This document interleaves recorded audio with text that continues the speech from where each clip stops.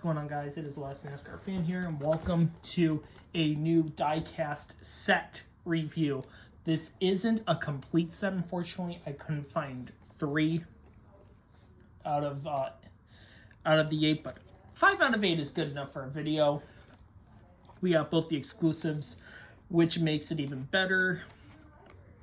But alas, we are going to be getting into the return of the goated Winner Circle die casts, as a lot of people have noticed and seen through the past 6 months. NASCAR Authentics, aka Lionel Racing, has resurrected Winner Circle. Yes, they still own the license, and they brought it back. I thought they were going to do it as a surprise for North Wilkesboro for Throwback Week, but instead they had to wait until October to get these things, or not, oh my god, not October, almost September to get these things out. But the issue is that if you try to go to your Target and they have them, they're not in the system. So you got to tell the employees, hey, they're not in the system, and they'll give it to you. Maybe they'll give it to you either for like $7.99, $4.99, $4.99, or hell, you can even get it for $1.29 because they think it's a fucking Hot Wheel.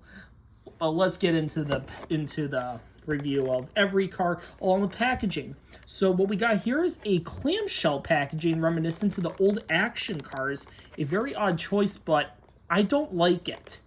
And that's the reason, because this is an easy theft system. I mean, oh my god. This is why I need a new camera still. Oh my god. I am so sorry, people. I gotta get a little closer, but you gotta watch, like, that's how easy you can open this thing up and literally take the car out. It's ridiculous. So let's get this out. Comes with the stand. Also comes with a collector card. All sorts, but this is a horrible anti-theft measure. This is like the dumbest packaging of all time. Unbelievable. And what's this? We have a base. Oh my god. If you excuse me, I will be right back.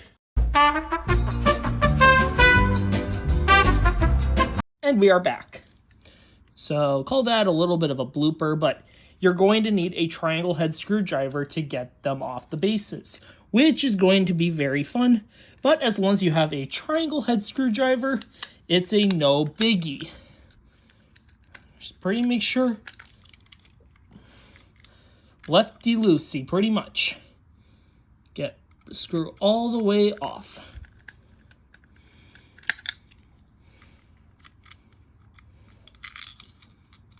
And you can even use the base as a way to just hold the screws as well, which I'm going to do that for every single freaking die cast. But still, this is pretty cool. This is cool. But good lord, this packaging is fucking horrible. We're going to throw that off to the side. Let's get into the first car, though, of Zane Smith. And this is his race win version from Daytona in 2022, which this truck actually did DNP in the 164. Needless to say, though, this truck has pretty much almost everything based off of the race win version. This is actually a Love's truck, which, believe it or not, this paint scheme looks like just something out of Heat 5, for God's sakes. Oh, why did I say Heat 5? Because it's a functioning game. Functioning game. Don't get me started on that shit. Camera's kind of being a bit of a bitch, but, there we go. Zoomed in a little. All your contingencies, front row, Simpson, Comp, Sunoco, Camping World, NASCAR race car. So I'm going to guess that we could actually get some beer-sponsored cars finally, because if these things are actually on bases, we could actually get like a McDonald's car, for fucking sakes. Oh my god. This is unbelievable. So there's a possibility that you might see race win version beer cars, hell, even McDonald's cars appear, because these things are all screwed onto a base. And that's really interesting. I haven't seen these cars screwed on bases since literally 2006, I would say. I'm not gonna, actually 2008 or 2008, 2009. I'm not gonna count the 187s because it's not a 164. But needless to say, this is a pretty interesting truck though. No confetti, but very minimal racewear stuff. You can kind of see it a little bit right there. It's kind of like dirt or whatever. But remember, this race was rain shortened. So far, so good, actually. We're going to put that right there. And we're going to get on to the second die cast.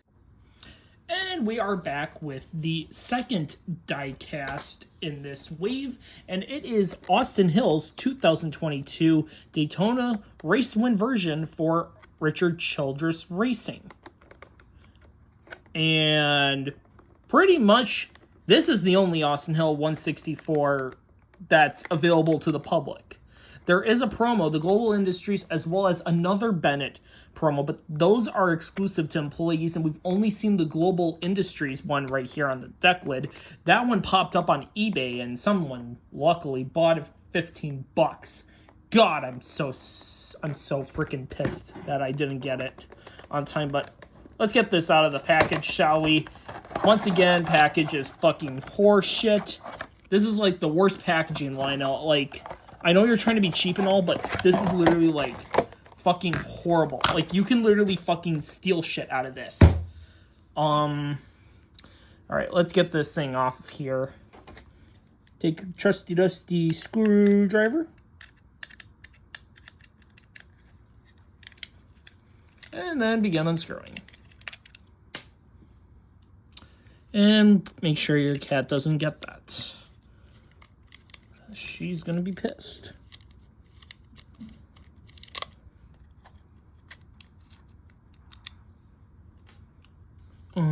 Yep, I probably lost that screw. There's your base, and then here's your car.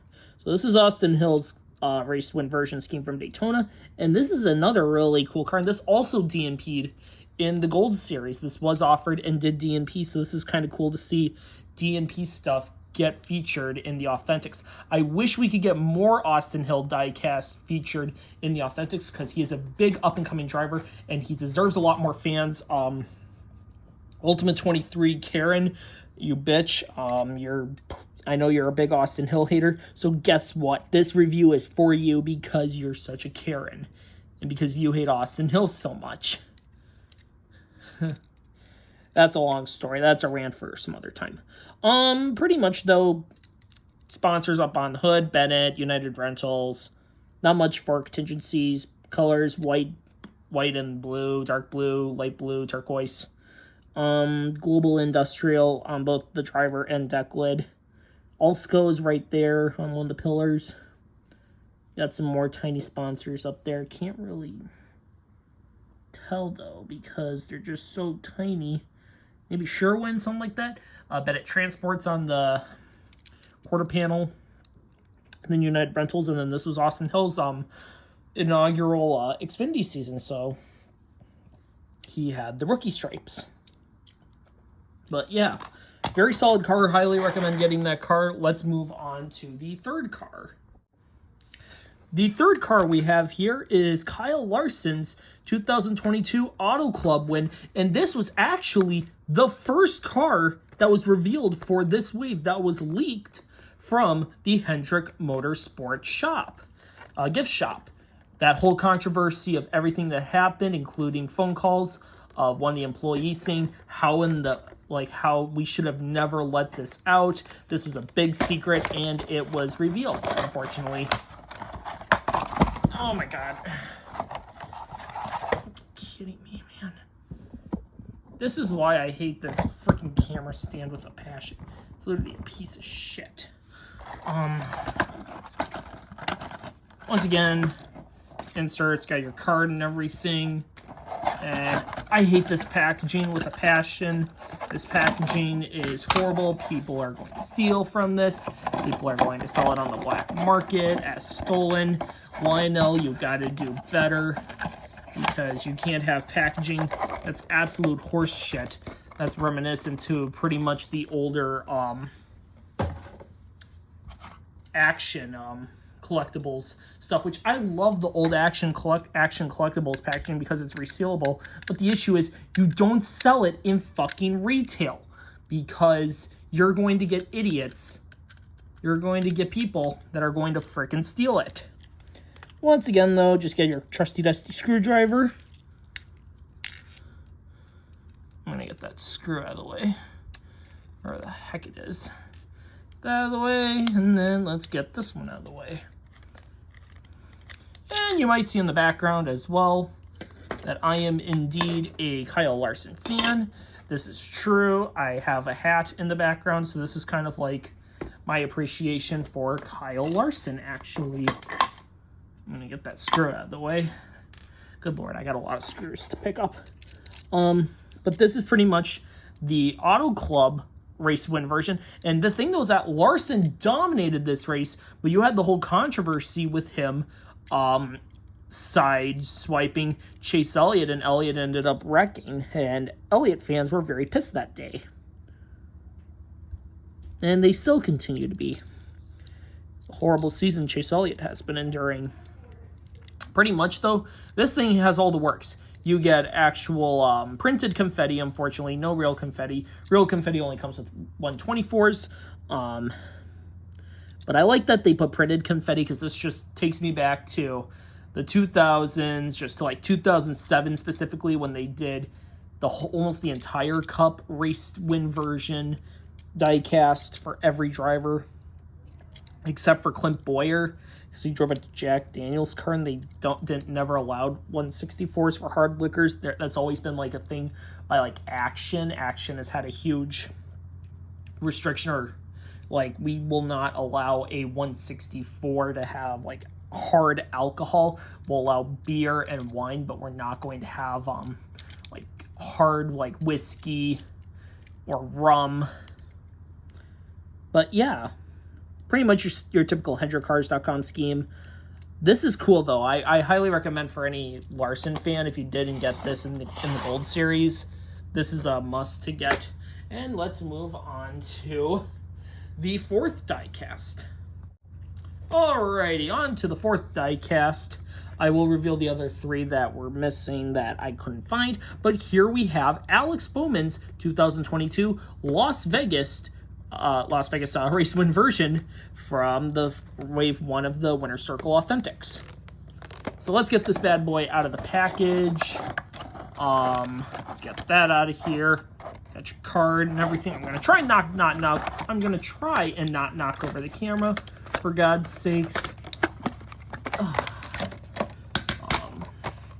Throw your shit packaging out of the way. That's gonna be a reoccurring theme every freaking time. And then we're going to take our trusty dusty screwdriver, and we're just going to unscrew. Just tap that off, and then do it again. And I have a video of how to remove on what kind of a screw set you should buy for triangle heads. But yeah, this is a very well done card. This is kind of like the same thing with the Kyle Larson scheme. This is all printed confetti. And Bowman did have a really interesting Las Vegas race. I remember that whole entire race. I couldn't remember who was dominating. I think it might have been Hamlin that dominated, but Bowman got the restart and he was able to hold off everyone. And I think it was Hamlin just continued to call Bowman a hack. He's nothing but a hack. Yeah, you're the hack, Hamlin. But pretty much everything, your typical ally scheme, just with printed confetti. But this is super, super cool. I don't see too many major flaws, which is I'm really happy that Lionel chose the EL factory, not the JAT factory, which is still using remnant PTC underbodies and the decal wrap, even though they did change the tire font and stuff, which I'm kind of happy I'm really happy because that old PTC tire font was just too big for consideration. On to the fifth and final, but out of the three we're missing. The fifth and final for this review is going to be Noah Gregson's 2022 Phoenix Phoenix Raceway race win version for Junior Motorsports. Now, the other 3 that we're missing in this set are Logano's Shell Pennzoil Clash win, inaugural win, I should actually say, Clash inaugural win, Austin Cindric's Daytona 500 race win version scheme, as well as Chase Briscoe's Phoenix Raceway Cup win. So we're going to get this out of the package. Once again, this packaging is freaking horrible. Like, this is the worst packaging for retail because, as I stated before, this is going to be an easy car to steal every time. You just grab the car, open up the package, and just steal the car, just like that. That's how people are going to get away with this shit and then sell it online for God knows how much.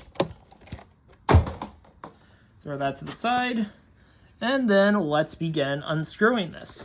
But as I stated before, there is a good possibility that we could get like a Bubba Wallace scheme, or even like we could be getting if they continue to use these bases, we could maybe get like a future, I don't know, McDonald's paint scheme in the Authentics, because if Lionel is choosing to use these bases now, this can give them the excuse to finally put liquor cars, well, more like beer cars, in the Authentics.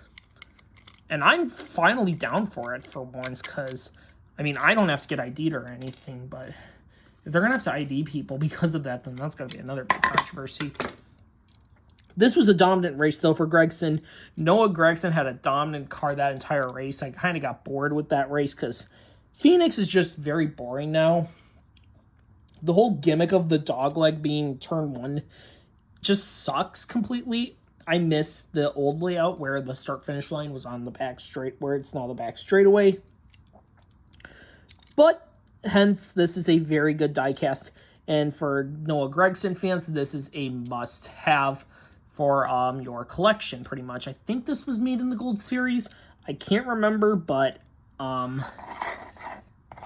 yeah, if you missed out on this car, and if you're a big Gragson fan, I highly recommend getting this car. But this is the final of the 5 that I was able to buy. Thank you so much for watching. Comment, like, subscribe, and the notification bell for brand new videos. I will see you in the next diecast review. Take care, everyone. Have a good one. Keep on collecting.